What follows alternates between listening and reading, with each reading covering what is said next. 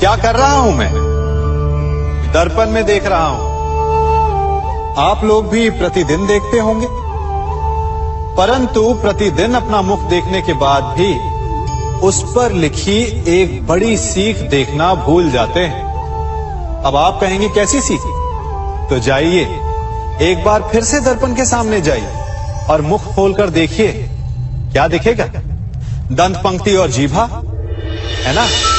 अब विचार कीजिए, दंत जन्म के पश्चात आते, एक नहीं 2 बार आते, परंतु मृत्यु से पूर्व नष्ट हो जाते हैं। और जीभा जन्म पहले से होती है, परंतु मनुष्य के मृत्यु के पश्चात भी उसके अस्तित्व में रहती है ना आश्चर्य की बात?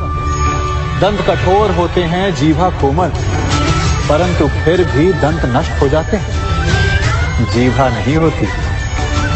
यही रहस्य है कि हठी और कठोर लोग शीघ्र नष्ट होते हैं और कोमल लचीले आवश्यकता के अनुसार स्वयं में परिवर्तन ला सकने में सक्षम लोगों का ही अस्तित्व रहता है।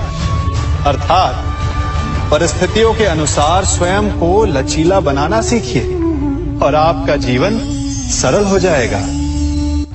संबंध एक सहारा होता है जीवन का, और संबंधी वो होते हैं जिनसे आवश्यकता पड़ने पर सहायता मांगी जा सके, जिन पर विश्वास किया जा सके कि बुरे समय में वो हमारे काम आएंगे। कभी ऐसा भी हुआ होगा कि आपके पास कोई सहायता मांगने आया, या ऐसा भी हो सकता है कि आप किसी के पास सहायता मांगने गए हैं, परंतु प्रश्न ये उठता है कि क्या केवल किसी के मंतव्य में उसकी सहायता इसीलिए कर देनी चाहिए क्योंकि वो आपका संबंधी है? अब आप कहेंगे कि ये कैसा प्रश्न हुआ? तनिक सोचिए, एक अस्त्र बनाने वाला जब अस्त्र बनाता है तो ये अस्त्र किसको देना है उसका अधिकार उसी के पास होता है। वो चाहे तो ये अस्त्र किसी को भी दे सकता है, वो एक सैनिक को भी दे सकता है या एक डाकू को भी, और यही अस्त्र 2 भिन्न कार्य कर सकती है। यदि डाकू के हाथों में आ गई तो उसका भय दिखाकर वो लोगों को लूटेगा, निरपराधों का रक्त बहाएगा। सहायता करने वाले की भी अवस्था ऐसी ही होती है। इसलिए किसी की सहायता करने से पूर्व ये विचार कर लेना आवश्यक है कि किसे क्या, कब और कितनी सहायता देनी चाहिए कि उसका दुरुपयोग ना हो। यदि आपकी सहायता से कोई अधर्म हुआ तो उसके उत्तरदायी आप ही होंगे। जीवन में कई बार ऐसे अवसर आते हैं कि आप लोगों से मिलने जाते हैं और उनसे कुछ आकांक्षाएं भी रखते हैं, और कई बार जीवन में ऐसे अवसर भी आते हैं कि लोग आपसे मिलने आते हैं। इसलिए अतिथियों का सम्मान करने से पूर्व सदा कुछ बातों को स्मरण रखना आवश्यक होता है। यदि कोई आपके पास मिलने आता है तो उसके 3 कारण हो सकते हैं। पहला कारण होता है भाव, दूसरा अभाव और तीसरा प्रभाव। तो जैसा अतिथि उसको वैसा ही सम्मान दे।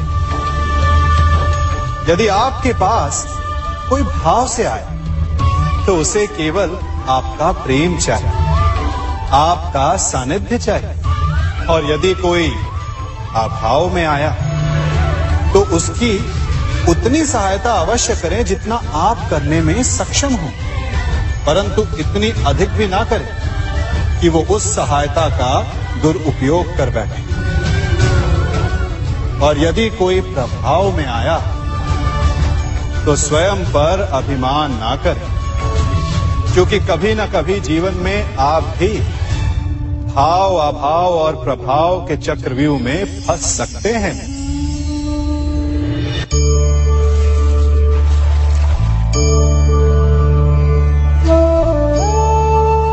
यदि जल को मुट्ठी में कसकर बांधें, तो जल कैसे अपना मार्ग बनाकर निकल जाता है?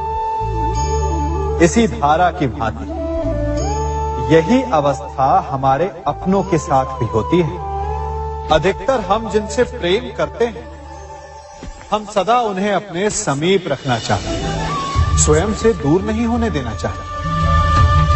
चिंता करते हैं, भय खाते हैं कि कहीं उनके साथ या उनसे कुछ बुरा घटित ना हो जाए, और ऐसे में हमारे अपने ही हमसे दूर हो जाते हैं, ठीक मुट्ठी में बंधे जल की भांति। इसलिए जिनसे आप प्रेम करते हैं, उन्हें स्वतंत्र कर दीजिए, उनकी सोच को स्वतंत्र बनने दीजिए, उन्हें अपने मार्ग स्वयं ढूंढने दीजिए, क्योंकि आप सदा उनके साथ उन्हें मार्ग दिखाने के लिए नहीं रहने वाले। इसलिए अपनों के साथ अवश्य रहें, परंतु उन्हें बांधे नहीं।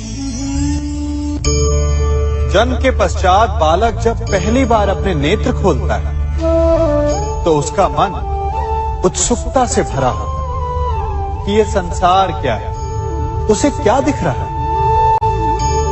ये उसके जीवन का नया आरंभ होता है।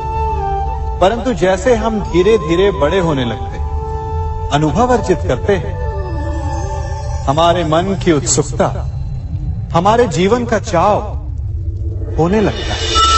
तनिक सोचिए, जब हम सुबह सोकर जगते हैं, अपनी आंखें खोलते हैं, तो उसे ही हम अपने जीवन का प्रारंभ समझ ले, तो सुबह से लेकर संध्या तक के समय को ही अपने जीवन जीने का समय समझ ले, तो कितनी स्फूर्ति आ जाएगी आप, कितने काम कर पाएंगे आप, कितने लक्ष्य अर्जित कर पाएंगे। पलों से मिलकर घड़ी बनती, घड़ी से मिलकर प्रहर, प्रहर से मिलकर दिन बनते हैं, और दिनों से माह और वर्ष। यदि आप अपना हर पल, हर प्रहर विश्वास से जिए, हर दिन उत्साह से जिए, तो आपका संपूर्ण जीवन सार्थक हो सकता है। मनुष्य अपना जीवन विश्वास पर जीता है, परंतु विश्वास किसका? तनिक सोचिए, किस पर विश्वास है आपको? महापुरुषों की कही बातों पर, ग्रंथों में लिखे ज्ञान पर, माता पिता की सीख पर, या मित्रों के दिए गए निर्देशों पर, या फिर मेरी कही बातों पर? ये सब विश्वास अपूर्ण है जब तक आपको स्वयं पर विश्वास ना हो। यदि विश्वास करना है तो पहले अविश्वास करने के विज्ञान को भी सीखना चाहिए। आप किसी की बातों पर विश्वास न करें, आप अपने मन से पूछें, अपनी अंतर आत्मा से प्रश्न करें, और जो उत्तर मिलेगा वही सबसे उचित होगा।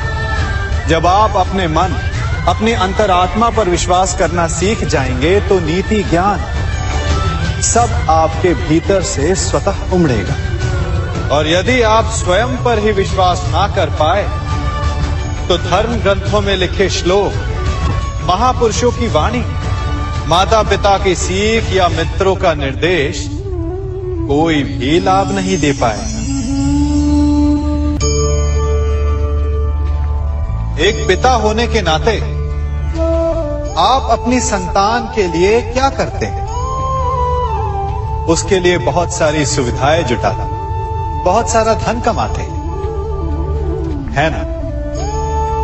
और क्या आपको ऐसा लगता है कि यही उचित है आपकी संतान के लिए?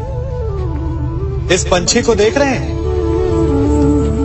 ये भी संतान को जन्म देता है, उन्हें पालता है, पोसता है, उड़ना सिखाता है, और भोजन का प्रबंध भी करना सिखाता है।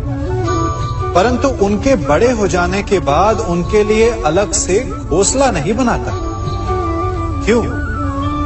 क्योंकि यदि इसने संतान को सब कुछ करके दे दिया, तो संतान क्या करेगी? वो अपनी संतान को तब तक भोजन कराता है जब तक उसकी संतान स्वयं भोजन का प्रबंध करने में सक्षम नहीं हो जाती। और उसका लाभ यह मिलता है कि उसी की भांति उसकी संतान आत्मनिर्भर बनती है। इसलिए अपनी संतान को उतनी ही सुविधाएं दें जितनी आवश्यक है। मोह को त्यागें। आपका उनसे मोह उन्हें कभी आत्मनिर्भर नहीं बनने देगा। अपनी संतान को कर्म करना सिखाइए। यदि आपकी संतान कर्म करना सीख गई तो वो धन स्वयं कमा लेगी। और यदि वो आलसी अकर्मण्य बन बैठे तो आपके संचित धन का भी नाश कर देगी। संसार में सबसे बड़ा संबंध कौन सा है? अब आप पूछेंगे कि यह कैसा प्रश्न हुआ? इसका उत्तर तो बड़ा सरल है, यही ना? परंतु इस प्रश्न के भी कई उत्तर हैं। कोई कहेगा माता और पुत्र का संबंध, तो कोई कहेगा पिता पुत्री का संबंध, तो कोई पति पत्नी का, और तो कोई भक्त और भगवान का संबंध। परंतु तनिक गहराई से देखेंगे तो पाएंगे कि ये सारे संबंध या तो जन्म से जुड़े होते हैं, या समाज में बना दिए जाते हैं, या फिर किसी आकांक्षा के चलते बनते हैं। तो सबसे बड़ा संबंध कौन सा होता है? उलझ गए ना? सबसे बड़ा संबंध होता है मित्रता का, क्योंकि मित्र हम स्वयं चुनते हैं, जिसमें ना कोई आकांक्षा होती है, ना ही कोई स्वार्थ छिपा होता है। यदि कुछ होता है तो केवल साथ का आनंद। अपने बीते दिनों को स्मरण कीजिए। जब आप घर से बाहर निकलते होंगे तो सबसे पहले किसका स्मरण होता था? मित्र का। परंतु जैसे जैसे मनुष्य बड़ा होता जाता है, सफल होता जाता है, मित्र छूटते जाते हैं और फिर वो अपनी आय, अपने जीवन के स्तर के अनुसार मित्रता करने लगता है। उसके मन में ये विचार आ जाता है कि मित्रता बराबरी वालों से ही होनी चाहिए। यही सोच अनुचित है, क्योंकि मित्रता बराबर वालों से नहीं होती।